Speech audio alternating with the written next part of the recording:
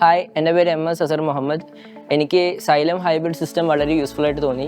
ഞാൻ first repeat ചെയ്തപ്പോൾ എനിക്ക് സൈലത്തിനെ പറ്റി ജസ്റ്റ് ഒരു കേട്ടുപരിചയം ഉണ്ടായിരുന്നു. ഞാൻ അങ്ങനെ കയറിയത്. പക്ഷേ എനിക്ക് റിപ്പീറ്റ് ഞാൻ എടുക്കാനുള്ള മെയിൻ റീസൺ സൈലത്തിൻ്റെ ബെസ്റ്റ് ഫാക്കൽറ്റി സിസ്റ്റവും സൈലത്തിൻ്റെ ഹൈബ്രിഡ് സിസ്റ്റവുമാണ്.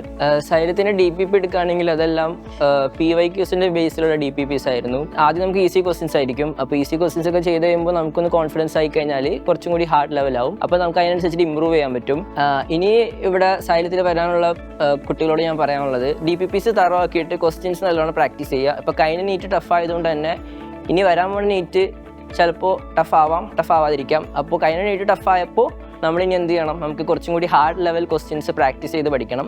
ഈസി മാത്രം ചെയ്യരുത്, ഈസി എല്ലാം സെറ്റ് ആക്കിയിട്ട് ഹാർഡ് ലെവൽ ക്വസ്റ്റ്യൻസും ട്രൈ ചെയ്യണം. ടൈം കൺസ്യൂമിങ് വളരെ ഇമ്പോർട്ടൻ്റ് ആണ്. ടൈം കൺസ്യൂമിംഗ് ഒക്കെ ചെയ്തിട്ട് സ്ട്രെസ് ഇല്ലാതെ സ്ട്രെസ് ഫ്രീ ആയിട്ട് ഹെൽത്തി ആയിട്ടിരുന്ന് പഠിച്ചാൽ നീറ്റ് ഈസി ആയിട്ട് ക്രാക്ക് ചെയ്യുന്നുണ്ട്. നീറ്റ് വലിയ ടഫ് എക്സാം ഒന്നുമല്ല, നീറ്റ് ഈസിയാണ്.